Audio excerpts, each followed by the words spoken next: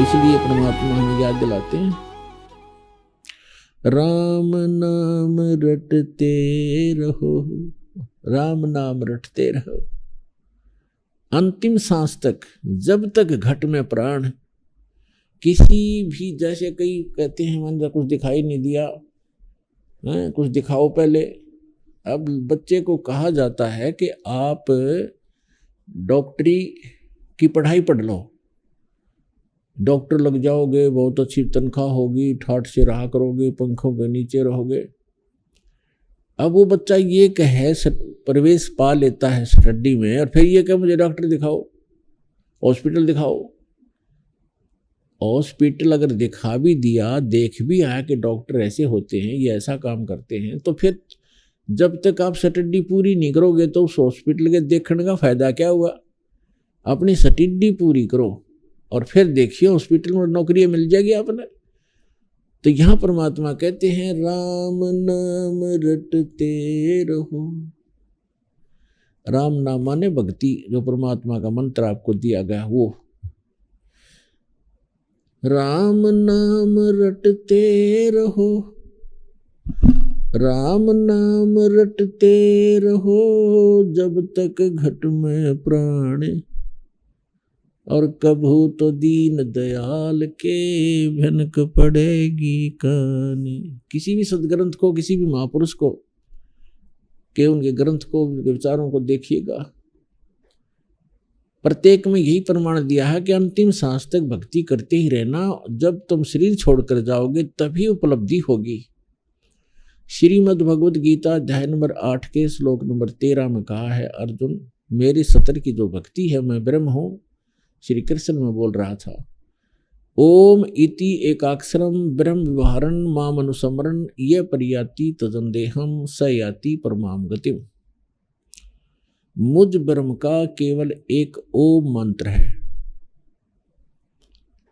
और अंतिम श्वास तक इस ओम नाम का भक्ति करता हुआ शरीर त्याग कर जाएगा तो मुझसे, ओम से मिलने वाली जो परम गति है वो प्राप्त हो जाएगी।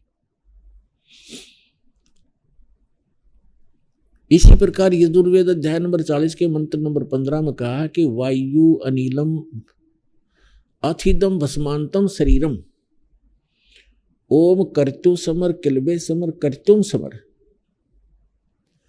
ओम नाम का जाप काम करते करते सेवन करो, विशेष कसक के साथ सेवन करो। मनुष्य जीवन का प्रथम कर्तव्य जानकर, मूल कर्तव्य जानकर ओम नाम का जाप करो। और भस्मांतम शरीरम, जब शरीर अंत होगा तेरा, उस समय इससे मिलने वाला अमरतम अथितम, इसके पश्चात आपको वो अमरत्व प्राप्त होगा।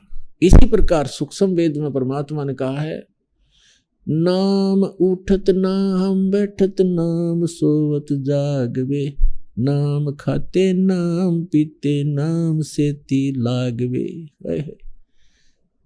राम नाम रटते रहो जब तक घट में प्राण, और कदे तो दीन दयाल के भनक पड़ेगी कान। तो इसी प्रकार सभी सदग्रंथ जो कांटे के सदग्रंथ हैं, खरे सदग्रंथ हैं, जिसमें अध्यात्म मार्ग सही है, उनका एक ही विचार है और एक ही उनमें वर्णन है, और वो आपको प्राप्त है।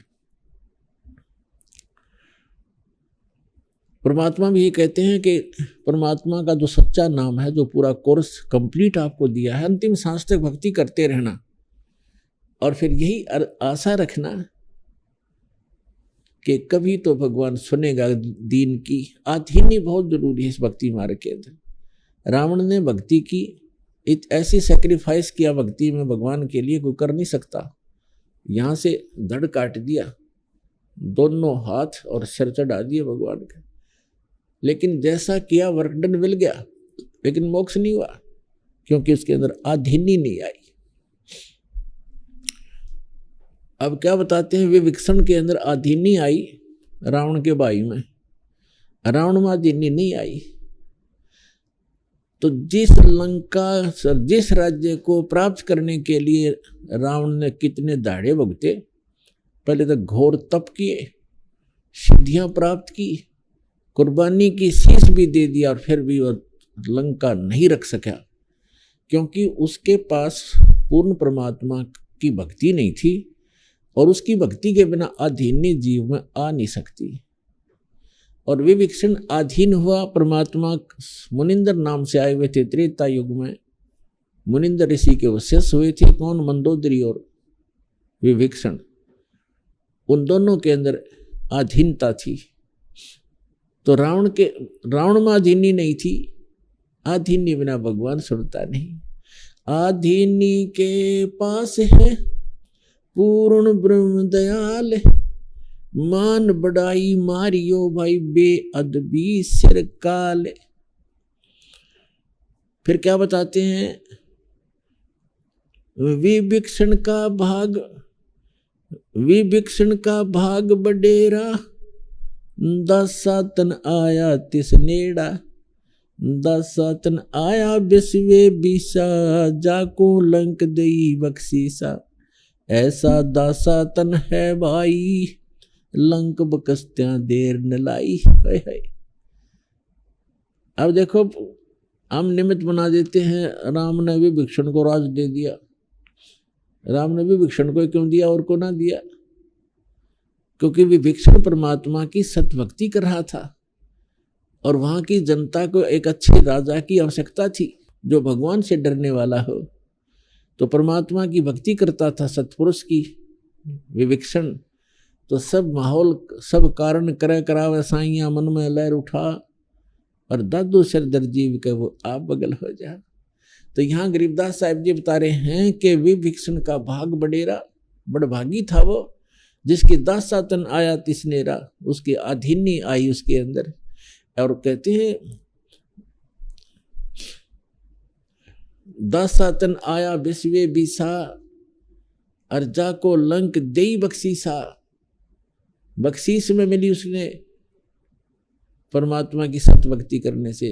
ऐसा दासातन है भाई, लंक बख्शते वार न लाई। अगर यहाँ के संसारिक सुख भी तुम चाहो हो तो भी परमात्मा कहते हैं जैतन राजपाट भी चाहिए, हमरा इधर ले ध्यान। लेकिन ये राजपाट आपके जीवन का दुश्मन है। यहाँ तो गरीब बनकर रहना पड़ेगा, इच्छाओं का नाश करके जीना पड़ेगा। एक सारी सृष्टि का संचालक, सबको राजा को भी वही दे रहा है उसकी किस्मत अनुसार। और वो एक झोपड़ी में बैठ के दुल्हे का काम किया करता था, वो पागल थोड़ा ही था। जो परमात्मा, जिसको हम एक धारण दुल्हा कहा करते, कवि कहा करते थे, और जिसके निमित्त 18 लाख व्यक्ति आ गए और उन 18 लाख व्यक्तियों को मोहन भोजन खिलाया 3 दिन, और एक का सर फिर एक दौर दिया उस झोपड़ी में बैठे ने। वो दुल्हा था, वो तो परमपिता थे, सारी सृष्टि के संचालक थे। लेकिन वो लीला क्यों कर रहे थे कि आपको जीने के लिए, इस भक्ति प्राप्ति के लिए, परमात्मा प्राप्ति के लिए, मोक्ष कराने के लिए ऐसे जीवन जियो जैसा मैं था। भगवान की रजा में राजी रहे, जो दे उसने खावे, और घनी इच्छा नहीं रखे। और यदि आपको आवश्यकता भी पड़ेगी इस जीवन में किसी भी प्रकार की, तो ऐसे मदद होगी जैसे परमात्मा ने 18 लाख व्यक्तियों को, 18 लाख 200 व्यक्ति आकर बारात में, और एक महीने पहले चिंतित हो जाता है पूरी फैमिली, आसपास के मित्र, भाईचारा भी दुखी हो जाता है कि 200 आदमी आओगे, खाने की व्यवस्था करनी है। और खाने के लिए घर वालों को बाद में कहते पहले बारात ने जमा दो, कहीं कम ना रह जा भोजन। 18 लाख कलेजा हिल प्रधानमंत्री का 18 लाख आदमियों को एकदम भोजन खिलाना हो जाता है। तो वो क्या एक दुल्हे थे? तो परमात्मा ने ये लीला की क्यों? कि भाई भक्ति पाने के लिए घने धन की जरूरत नहीं है, आत्मा निर्मल रखो, फिर आपके चरणों में रहेगी सारी चीज, हर वस्तु आपके चरणों में रहेगी। तो कबीर साहब कहते हैं, कबीर सब जग निर्धना, धनवंता ना कोय, धनवंता सो जानियो जिस पर राम नाम धन होए। जिसके पास ये राम नाम धन है, उसके पास सब कुछ धन, सारा ही धन उसके पास। और कबीर साहब कहते हैं, टोटे में भक्ति करे कई दुखी होते हैं कि हमें बहुत कर्ज है, बड़ा दुखी है, टोटा बहुत है। कबीर साहब कहते हैं टोटे में भक्ति करे सोए सही सपूत, और मायाधारी मस्करे ना जाने कितने जालिए ऊत। वही सपूत है जो ऐसी स्थिति भगवान पर आस्था रखकर फिर देखना भगवान क्या उससे कोई छुपी है आपकी दुख, आपका दर्द क्या उससे छुपा है। एक पल में जिस दिन आप प्रसन्न होगा, आपने प्रसन्न करना पड़ेगा उसको, और हृदय से ये रखा कि भगवान जैसे रखोगे नहीं रोएंगे, भगवान भूखे रखो चाहे प्यासे, पर चरणों में रखना मेरे दाता। तो फिर देखना, फिर कहते नुकते ऊपर रीत जाएगा रे, करोड़ कर्म जल जाए तुम्हारे। जिस दिन आपकी समर्पित भाव हो जाएगा भगवान के प्रति, फिर देखना आप सोच भी नहीं सकते इतने सुख देगा भगवान। तो पुण्यात्माओं, आपका सौभाग्य है कि आपको ये स्थान मिला, सच्चा भगवान मिला, सच्चा नाम मिला। अब इसको बना के रखना, इस भक्ति को बर्बाद ना होने देना। जैसे माता गर्भ को रख यत्न बना, और ठेस लगे तो छिन्न हो तेरी ऐसे भक्ति जा। अब ये परमात्मा कहते समझा है तो सर दर पाओ, भौर नहीं रे ऐसा दाव। बोलो सतगुरुदेव की।